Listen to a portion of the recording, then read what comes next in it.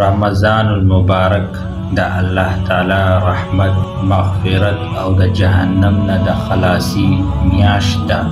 لیکن سوال دا دی چې مونږ او تاسو د رمضان المبارک استقبال څنګه وکړو؟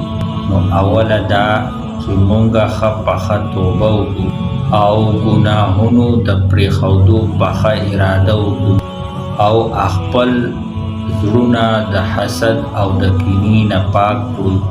دویمه دا چې مونږ قرآن پاک سره خپل تعلق مضبوط کړو، ذکر و اذکار او دعاګانې د خپل د زندګۍ حصه جوړه کړو. او یاد وساتئ چې رمضان المبارک یوازې د تندې او د لوږې نوم نه دی، بلکې خپلې سترګې او غوږونه او ژبه د ګناهونو نه بچ کړو.